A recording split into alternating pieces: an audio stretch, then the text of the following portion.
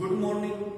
स्वागत है आपका अपने channel study with doctor Dubey में। एक समस्या आज फिर हमारे सामने आई। स्टूडेंट्स ने पूछा कि सर किस तरीके से या किस प्रकार से हम अपने दैनिक जीवन को, दैनिक कार्यक्रम को, मंथली कार्यक्रम को कैसे पढ़ाई के लिए प्रयोग कर सकते हैं, या अपने पूरे सिलेबस के, अभी सेशन आरंभ हो रहा है और उसमें पूरे सेशन को सिलेबस के अनुसार कैसे नियंत्रित करें, कैसे संभालें, कैसे अपने इस समय का प्रयोग करके 90 से 100% मार्क्स प्राप्त करें। देखिए, इस समस्या के समाधान के लिए मैं आपको बताता हूं कि यह समस्या बहुत छोटी सी समस्या है। सबसे पहले आप जहां पर अध्ययन करते हैं, उस अध्ययन की जगह पे, जहां पर आप स्टडी करते हैं, उस जगह पर आप अपने सिलेबस को लगा दीजिए या दीवार से चिपका दीजिए, जिससे आप जब भी अपने स्टडी की टेबल पर जाएं, उस समय आपको अपना सारा सिलेबस दिखाई दे। उसमें यह ना हो कि आप सिलेबस की कुछ चीजें भूल गए या टीचर ने कुछ चीजें स्किप कर दी, कुछ चीजें नहीं पढ़ाई और आप उसी के अनुसार रह गए। लास्ट में जब पेपर के समय वो सारी चीजें आपके सामने आई तो आपको लगा अरे ये तो मैंने पढ़ी ही नहीं थी।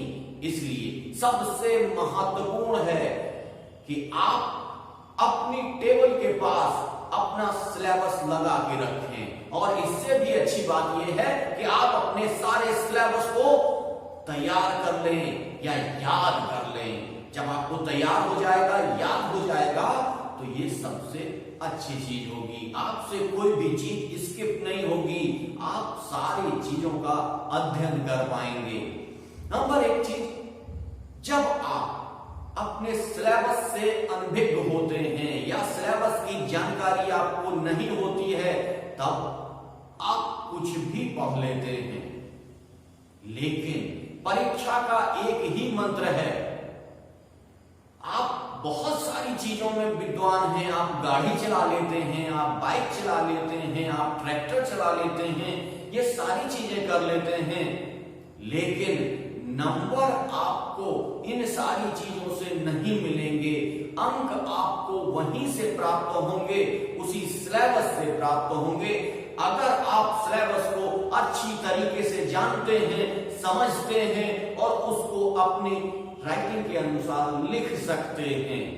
तब आप बहुत बेहतर से बेहतर अंक प्राप्त कर सकते हैं, और ऐसे अंक प्राप्त करने से आपको कोई रोक नहीं सकता। लेकिन यदि आप अपने सिलेबस को नहीं देख रहे हैं, तब वो सिलेबस आपको कम अंक प्रदान करेगा, और आप कहेंगे, सारे मोहल्ले के लोग कहेंगे, सारे पड़ोस के लोग कहेंगे, सारे रिश्तेदार कहेंगे कि ये लड़का तो इतना अच्छा है, इसके अंक कम क्यों आए। समस्या वही है, अंक आपको सिलेबस के अनुसार आएंगे। सिलेबस में जो चीजें हैं, यदि आप उनको पूरी तरीके से नहीं पढ़ते हैं, उनकी पूरी जानकारी नहीं रखते हैं, और दूसरा, आप ज्ञानी बनिए, रटिए मत। रट लेंगे अगर किसी भी चीज को, तो कुछ समय बाद वो भूल जाएंगे। आप उसको इस तरीके से पढ़ने का प्रयास करिए कि वो आपको पूरी तरीके से समझ में आ जाए। दूसरा पॉइंट है कि एनसीईआरटी की जो बुक है, बेस बुक है, वो आपको जरूर पढ़ना है। अगर आपने एनसीईआरटी की रेफरेंस बुक नहीं पढ़ी, बेस बुक और रेफरेंस बुक में अंतर समझ लीजिए। अगर आपने बेस बुक नहीं पढ़ी तो रेफरेंस बुक कई पढ़ लें, उसमें कई अन्य चीजें भी होती हैं जो आपके लिए ज्यादा हो जाती हैं। वो ज्यादा चीजें आपको यहां नहीं पढ़नी है। रेफरेंस बुक में जो भी सिलेबस दिया गया है वो कहीं ना कहीं ज्यादा हो जाता है, इसलिए एनसीईआरटी की बेस बुक आपको अवश्य पढ़नी है और उसी के हिसाब से रेफरेंस बुक से उसको तैयार करना है। आपको बहुत समाज में बहुत ज्ञानी नहीं होना है, आपको अपने सिलेबस में ज्ञानी होना है। इसलिए इधर उधर मत भागिए, स्थिर हो जाइए एक जगह। जब आप स्थिर हो जाएंगे तो निश्चित तौर से आप 95 से 100% मार्क अवश्य लेके आएंगे। आपको कोई भी नहीं रोक सकता उन मार्क्स को लाने से। अब देख लीजिए कि आपको अपना एक तीसरा पॉइंट है कि अब आपको अपना एक गोल बना लेना है। गोल कैसे बनाएंगे कि सारा सिलेबस हम 6 महीने में कंप्लीट करेंगे, 1 महीने में हम 4 पार्ट कंप्लीट करेंगे, वीकली हम 1 पार्ट तैयार करेंगे। इस तरीके से सारे सिलेबस को तोड़ तोड़ के जब आप अपना गोल निर्धारित कर लेंगे, जैसे आपको छत पर जाना होता है तो आप सीढ़ियों का प्रयोग करते हैं, आप सीधे जंप नहीं कर देते हैं कि सीधा जंप करके आप छत पे चले गए। नहीं, आप एक सीढ़ी, दूसरी सीढ़ी, तीसरी सीढ़ी, चौथी सीढ़ी चढ़ते हुए फिर छत पर पहुंचते हैं। ऐसे ही आपको अपना एक गोल निर्धारित कर लेना है कि हमको 100% अंक लाने हैं। 100% अंक लाने हैं तो वो कैसे लाए जाएंगे? 1 महीने में हम इतना सिलेबस पढ़ेंगे, दूसरे महीने में इतना पढ़ेंगे, तीसरे महीने में इतना पढ़ेंगे, चौथे महीने में इतना पढ़ेंगे। आपको वो गोल स्वयं से निर्धारित करने पड़ेंगे। यदि आप वो गोल कोई दूसरा निर्धारित कर देगा तो आप उनका क्रियान्वयन ठीक से नहीं कर पाएंगे। इसलिए आपको मंथली और वीकली गोल में एक दिक्कत आ जाती है कि मंथ में 30 दिन हैं। आप सोचेंगे अभी 3 दिन नहीं पढ़ रहे हैं और आप बाद के दिनों में कंप्लीट कर लेंगे, तो ये जो 3 दिन आप छोड़ रहे हैं, स्किप कर रहे हैं, शादी में चले गए, ब्याह में चले गए, पार्टी में चले गए, बर्थडे मनाने लग गए, तो वहीं आप अन्य लोगों से पीछे चले जाएंगे। इसलिए मंथली वीकली गोल के साथ साथ आप डेली गोल भी बनाइए। आप डेली जब अपने गोल को कंप्लीट करते चले जाएंगे तो आपको अपना लक्ष्य प्राप्त करने के लिए, आपको अपना अच्छा रिजल्ट पाने के लिए कोई भी नहीं रोक सकता। अब आपको देखना है कि इसके साथ साथ आपको और क्या करना है। सबसे पहले चीज कि लगभग जो आपका सिलेबस है उस सिलेबस में बहुत सारी चीजें पुराने पेपर से पूछ ली जाती हैं, पुराने सालों के पेपर से पूछ ली जाती हैं। तो आपको करना क्या है कि पुराने सालों के जो पेपर हैं वो आपको इंटरनेट पर उपलब्ध हो जाएंगे। कई जगह पेड हैं ये, कई जगह फ्री में भी उपलब्ध हैं। तो आप इंटरनेट पर जब ये सर्च करेंगे तो फ्री पेपर्स आप वहां से देखकर आप उनको हल करना शुरू कर दीजिए। आप उनका को ये देखिए कि आप किन किन जगहों पर फंस रहे हैं। जब आप हल करने बैठेंगे तो आप 1 क्वेश्चन कर लेंगे, 2 कर लेंगे, 3 कर लेंगे, चौथे में फंसेंगे। जब आप चौथे में फंसेंगे तो आप तुरंत उठा के देखिए कि आप कहां फंस रहे हैं, किस पार्ट में फंस रहे हैं, किस जगह फंस रहे हैं। तो आप उसको फिर से पढ़ लीजिए, अच्छे से पढ़ लीजिए। ये सबसे इंपॉर्टेंट चीज है। अब आता है कि हम कठिन सब्जेक्ट, जो कठिन सब्जेक्ट होते हैं उन कठिन सब्जेक्टों को पढ़ लेते हैं लेकिन सरल सब्जेक्ट्स को छोड़ देते हैं। ऐसा नहीं करना है क्योंकि अंक सब में समान होते हैं। यदि समान अंक लाने हैं आपको तो आपको सभी सब्जेक्ट, आपको हिंदी भी उतने ही अच्छे से तैयार करनी है जितने अच्छे से अंग्रेजी तैयार करनी है। यदि हिंदी में आपको 60 नंबर मिल गए, 60% नंबर मिल गए, तो 60% आपके गोल से आपको बहुत पीछे ले जाएंगे। इसलिए आपको अपने सारे सब्जेक्ट्स पर ध्यान देना पड़ता है। और सबसे बड़ी एक नई चीज होती है कि इन सारी चीजों को जब आप पढ़ रहे हैं तब आप अपने डेली के नोट्स जरूर तैयार करें। जब आप वो नोट्स तैयार करते हैं तो वो आपके अपने नोट्स होते हैं, आप किसी के नोट्स से मत पढ़िए। लेकिन जब आप क्या करते हैं, मंथली स्किप करते हैं, वीकली स्किप करते हैं, तब आपको वो नोट्स बनाने का टाइम नहीं रह जाता है।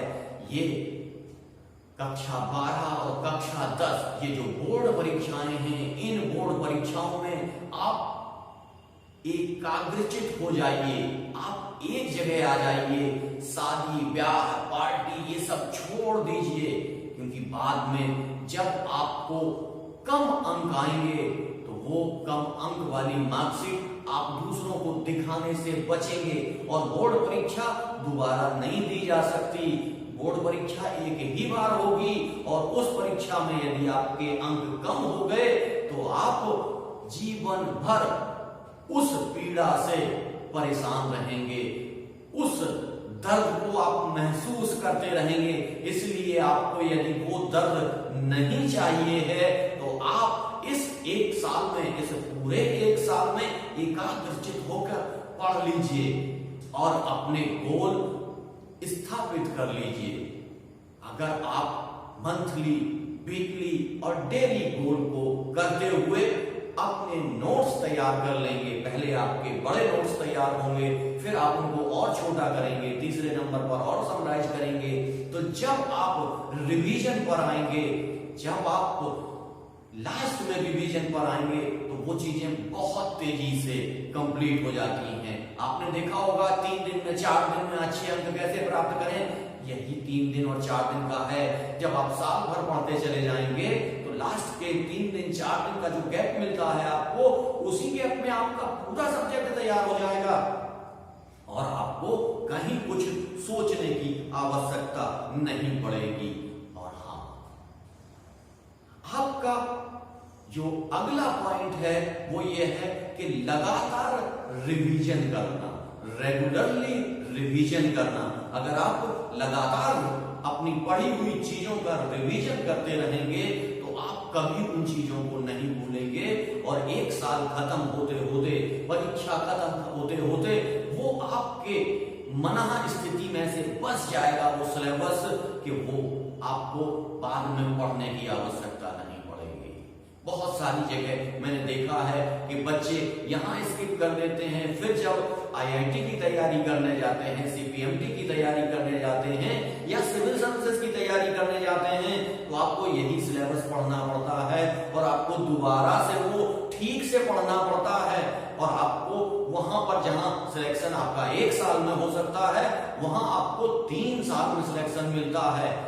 ये आपका बहुत महत्वपूर्ण समय है।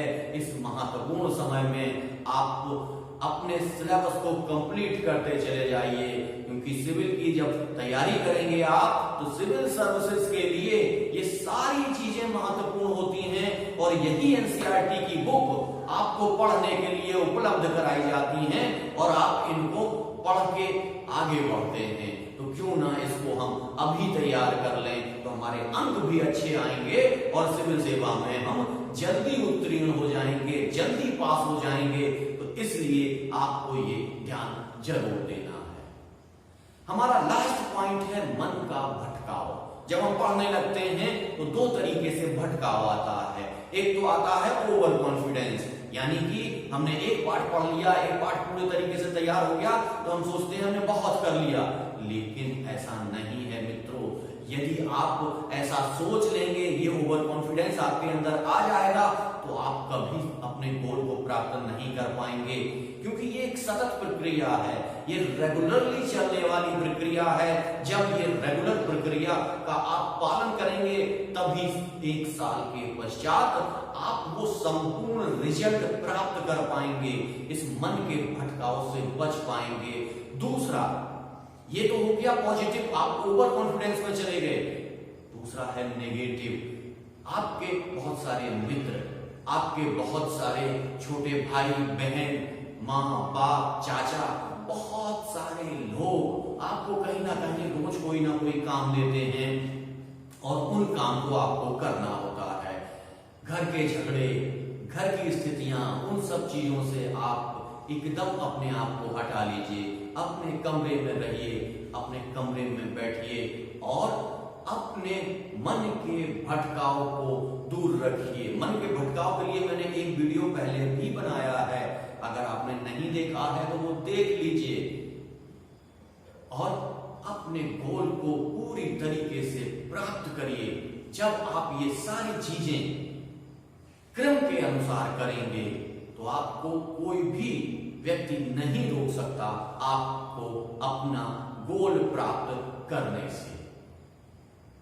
ये सारी चीजें अगर आपको अच्छी लगी हैं तो चैनल को सब्सक्राइब करिए,